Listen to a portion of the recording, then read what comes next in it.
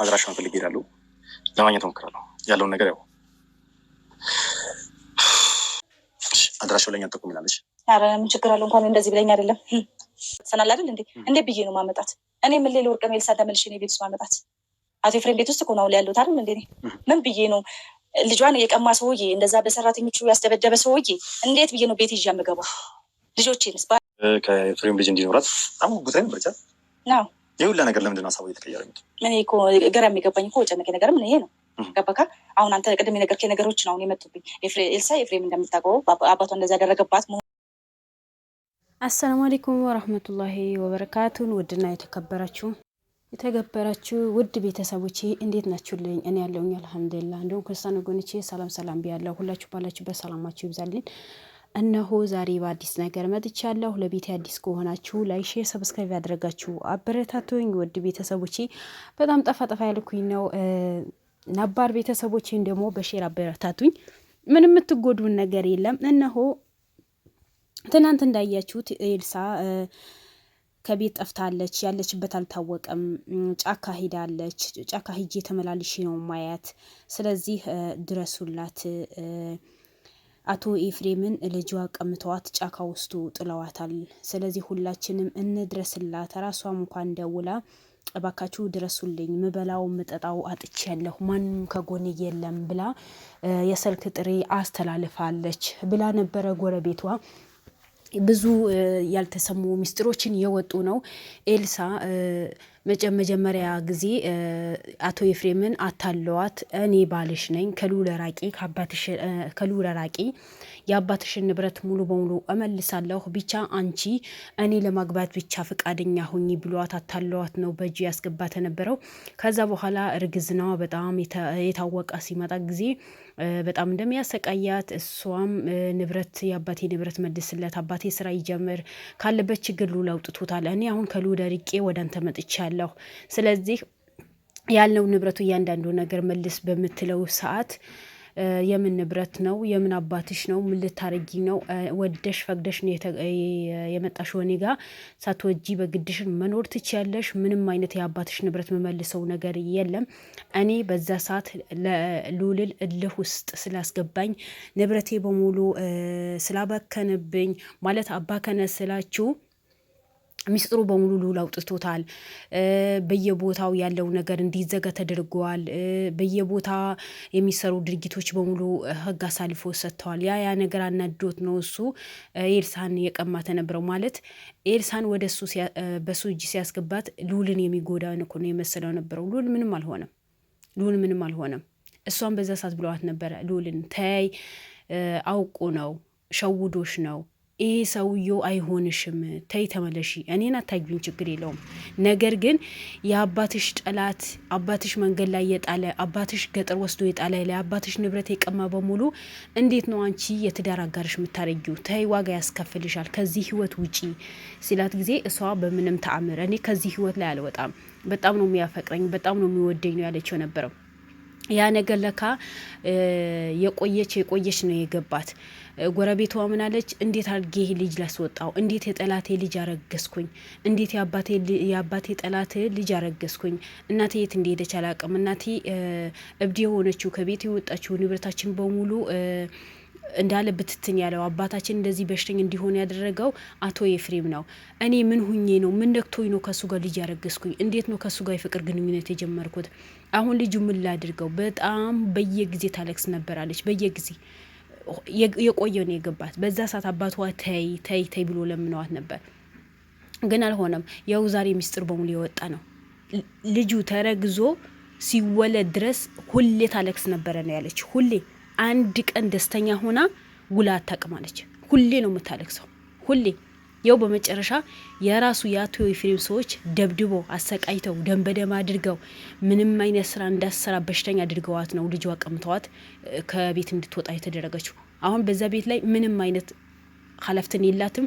እዛ ቤት ተመልሰ መግባትም አትችልም። ምክንያቱም ያ ቤት ብዙ ጊዜ ብዙ ሴቶች መጥቶ የሚቀመጡበት ቤት ነው። ኤልሳ ብቻ አይደለችም። እንደዚህ ወዳቸዋለሁ፣ አፈቅራቸዋለሁ፣ እኔ ህይወታችሁ እንደዚህ ያደርግላቸዋለሁ፣ ትዳር መስርተን እንኖራለን፣ ሽማግሌ እንልካለን ምናምን ብሎ ያመጣቸውና ካረገዙ በኋላ በሱ እጅ ከገቡ በኋላ እንደዚህ ጎዳና ላይ እንዲወጡ ነው። ልጃቸው ተቀምጠው ጎዳና ላይ እንዲወጡ ያ ልጆች የት እንደሚጣሉ አይታወቅም። ወይም እንደተባለ ይሄ የመጥፎ ሃይማኖት አምልኮት ይገበራሉ። የሚታወቅ ነገር የለም። አሁን የኤልሳም ልጅ እኮ የት እንዳለ አልታወቀም። ኤልሳ ልጇ ብታገኝ እኮ ሉል በስነሳት ያሳድግላት ነበር። ኤልሳ ልጇ ብታገኝ ኖሮ የሉል እናት በስነሳት ታሳድግላት ነበር። ምክንያቱም የሉል እናት ትላንት ቃል ገብታላት ነበር። ዛሬ ብዙ ሚስጥሮችን ወጥተዋል። ብዙ ምላችሁ ሚስጥሮችን ወጥተዋል። በጣም ልብ የሚነኩ ሚስጥሮችን ነው የወጡት። አንዳንዴ ሰው ሚለን ነገር አለመስማት ራሳችን ውሳኔ የምንጓዝ ከሆነ መጨረሻችን ይሄ ነው። ውሳኔያችን ይሄ ነው። እንደዚህ ራሳችን ጎተን ቤተሰብ የሚጎዳ ነገር ነው የምንሰራው። በዛ ሰዓት ሉልም ሆነ አባቷም ሆነ የሉል እናትን ሲመክሯት ኤልሳ እሺ ብትኖሮ ዛሬ ጎዳና ባልወጣች፣ ዛሬ ልጇ ባላጣች። ያው አሁን ጎዳና አለችበት የተባለ ቦታ ሉል ሂዶ አላገኛትም። የት እንደገባች አልታወቀም። ወይም ያቺ ሴት ምግብ ይዛላ ስትሄድ ጎረቤት ቤት ጥበቃ የተደረገችው አቶ ኤፍሬም ቤቱ እንድጠብቅለት ያስቀመጣትን ሴት በየጊዜ ስትመላለስ ስታያት ምናምን ስላየነው መሰለኝ ወየሱ ሰዎች ልከው። ምክንያቱም ታውቃላችሁ ወንጀል የሚሰሩ ሰዎች በእነሱ ልክ ነው ሰው ቤት የሚሞሉት፣ ወንጀል የሚበዛው በዛ ልክ ጥበቃ ያበዛሉ። ወይ እሷ ትጠቁማለች ወይ ሉል በድጋሚ መጥቶ ይፈልጋታል። ብቻ ብዙ ሰው ይመጣል። ገና ችግር ውስጥ ተገባለሁ ማለት ነው።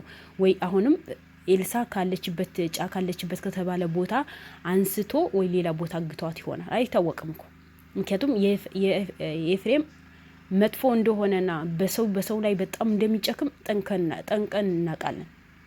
በኤልሳ አባት ላይ ምን ያክል እንደተጫወተበት ሁላችንም የምናውቀው ነገር የምንረሳው ነገር እኮ አይደለም። ቢያንስ 7 ወር 8 ወር እንደዛ ገደማ ነው። ከ10 ወር አይበልጥም። ከዛ በኋላ ነው የአቤል ጉዳይ ሉል የጀመረው ነበረው። አስቡት ዛሬ ትላንት ያ ሁሉ ከ7 ወር ከ8 ወር ወይ ከ7 ወር በፊት ያ ሁሉ ተለመና ተሰግዶላት ብዙ ሰው ለምኗት እምቢ ያለች ልጅ ዛሬ ያለችበት አልታወቀም። ጫካ ውስጥ ሽራ ወጥራ ነው ትሮን ነበር የተባለው። ያው ጫካ ውስጥ የለ፣ ልጅዋም የለም። ራሷ በሽተኛ ሆነች፣ የራሷ ደንበደ ሆነች። የእናቷ ለቅሶም ያወቀችው ነገር የለም። እንደው አንዳንዴ ህይወት ምን አይነት እንደሆነ እኔ አላቅም። በሰው ህይወት ላይ እንደፈለጉ የሚጫወቱ ሰዎች እኔ ሞት እንዳለባቸው ይረሳሉ ይሆን? ፈጣሪ እንዳላቸው ይረሳሉ ይሆን? ከሰው አልተፈጠሩም ይሆን? እኔ አላቅም። ብቻ የጊዜ ደስታቸው ብቻ የሚጓዙ ብዙ ፍጥራኖች ይችላሉ። ለምን ግን በዚህ ልክ እንደሆነ እኔ ሊገባኝ አልቻለም በምንም ነገር። ምክንያቱም ሰው በመሆኑ ብቻ መውደድ አለብን። ሰው በመሆኑ ብቻ ማክበር አለብን። ሰው በመሆኑ ብቻ ስቃይ ማየት የለበትም። ግዴታ ድሃ ስለሆነ ወይ አንዱ ሀብታም ስለሆነ ጥሩ ህይወት ነው መኖር አለበት፣ አንዱ ድሃ ስለሆነ መጥፎ ህይወት መኖር የለበትም። ሰው በመሆኑ ብቻ ተከብሮ መኖር አለበት። ኤልሳ ትላንት ያ ሁሉ መከራ ያ ሁሉ ስቃይ ያሳልፋ ሉል ከጎኗ ሆኖ ተንከባክቦ ሲያኖራት ጊዜ አሻፈረኝ ብላ የሄደች ኤልሳ ዛሬ ዋጋ የከፈለች ነው። ዛሬ ልጇ አጣች፣ ዛሬ እናቷ አጣች፣ ዛሬ አባቷ ፍቅር አጣች። መቼም አባት አይጨከንባትም። ግን የዛኔ እንዴት የጠላቴ ልጅ አርግዘሻል ሲላት ጊዜ ምንም ጠላት አይደለም በጣም ጥሩ ልጅ ሰው ነው ብላ ነው የተከራከረችው ነበረው ያለው መጣ። አስቡት እሺ። አሁን የት እንደወሸቃት አልታወቀም። ምክንያቱም እነሱ እጃቸው ረጅም ነው። በየቦታ ሰው አለው። ወንጀል የሚሰራ ሰው በብዛት ነው ሰው የሚያፈራው። ስለዚህ ሰው በስተዋል፣ ወንጀል በስተዋል። ኤልሳ ካለችበት ቦታ አንስተው የሆነ ቦታ ደበቋል። ምን ይሉታል? ለማንና ቤት ነው የሚደረገው? እቺ ልጅ ሊጎዷት ይችላሉ። ሉል ኤልሳ ቀይ መስመሩ ናት፣ ደካማ ጎኑ ናት። እንኳን ኤፍሬም አግብቷት በኤፍሬም ወልዳም ሆኖ ስለ ኤልሳ ሲነገረው እንዴት እንዳለቀሰሉ ስቅስቅ ብሎ ነው ያለቀሰው። የሚገባት ልጅ አይደለችም ነው ያለው ነበረው። ለምን ትላንት በችግሩ ሰዓት የደረሰችለት ልጅ ስለሆነች ካለበት ጭንቅ እንዲወጣ ስላደረገችው። ሰው አንድ ጊዜ ብቻ አይቶ አይደለም የሚመለሰው። ሉል በዛ ሰዓት በጭንቁ ሰዓት በቸገረው ሰዓት በወደቀ ሰዓት ባለቀሰ ሰዓት ስለደረሰችለት ዛሬ ዋጋ ሊከፍላት ነው የፈለገው፣ ሊያነሳት ነው የፈለገው። ያ ውለታዋ መቼም ሊረሳው አልፈለገም። ገብቷችኋል? ግን አቶ ኤፍሬም የልጁ እናት ሆና ልጅ ወልዳለት ዛሬም በሷ ህይወት ላይ ሊጫወት ነው የሚፈልገው። የሷ ህይወት ምንም መስሎ አልታየውም። እሱ ደስተኛ ይሁን እንጂ ኤልሳ ምንም ትሁን ምንም የሚያገባው ነገር የለም። ምክንያቱም የአባቷ ንብረት ይዞ ነው የሚሽከረከረው። በኤልሳ አባት ንብረት ነው እንደፈለገው የሚሆነው። ምን አገባው? ደስተኛ ትሁን አትሁን፣ ትጎዳ አትጎዳ ምን አገባው? ያው እንድትጎዳ እልህ አስጨራሽ አባቷ ጎቶ እናቷ ጎቶ ማህበረሰቡን ጎቶ ንብረታቸው በሙሉ ቀምቶ እሷ ብቻ ቀርታው ነበር። ያው እሷም አሰቃይቷታል። እሷ ጎዳን እንድትወጣ አድርጓታል። ልጇ እንድትቀማ ተደርጋለች። አንድ እናት ልጇ በወለደችው በወር ተቀማች ማለት ከባድ ነው። ውድ ቤተሰቦች በጣም ከባድ ነው። እናት ምን ጊዜ ከልጇ መለየት የለባትም። ምናልባት ከቸገረ ከአቅም በላይ ከሆነ ነው እንጂ ለዛውም በአንድ ወር ከልጅ መለየት ማለት በጣም ከባድ ነው። ለካ ኤልሳ የገባት ነው የቆየች ነው የገባት የነበረው። ነገር ግን መውጫ ቀዳዳ አጣች። አሁንም ቢሆን ካለሽበት ፈጣሪ ይጠብቅሽ። ሌላ ምን የሚባል ነገር የለም።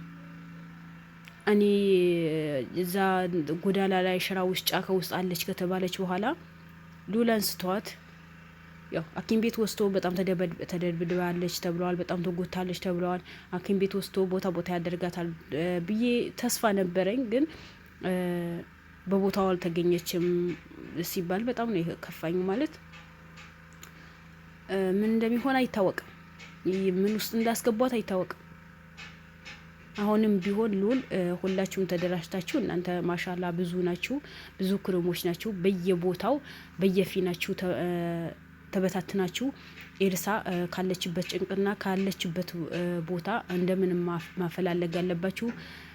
ሴት ልጅ ናት፣ መጎዳት የለባትም። አቶ ኤፍሬም ከሆነ የታወቀ ነው። ዛሬው አይደለም ትላንት በቤተሰቦቿ በሰው ህይወት ላይ የተጫወተ ሰው ነው። የሰው ህይወት ምንም ቅንጣት ያክል ቦታ የሌለው ሰው ስለሆነ በፍጥነት የኤልሳን ደርሳችሁላት ካለችበት ጭንቅ ማውጣት አለባችሁ። መጎዳት የለባትም። ሉል አንተ በህይወት ያለህ ኤልሳ መጎዳት የለባትም። ሳትጎዳ ድረስላት። ሁላችሁም በየፊናችሁ ተበታትናችሁ ኤልሳን በአስቸኳይ መፈለግና በእጃችሁ ማስገባት አለባችሁ። በሌላ ቀራው እንግዲህ አላቅም። ፈጣሪ ይድረስላት፣ ለእናንተም ፈጣሪ ይድረስላችሁ። ወዳችኋለሁ ውድ ቤተሰቦቼ። ሉል በርታ፣ ጉዞ ወደፊት እንጂ ወደ ኋላ የሚባል ነገር የለም። ላይክ፣ ሼር፣ ሰብስክራይብ አድርጉ። አሰላሙ አለይኩም ወራህመቱላሂ ወበረካቱ። መልካም ቃል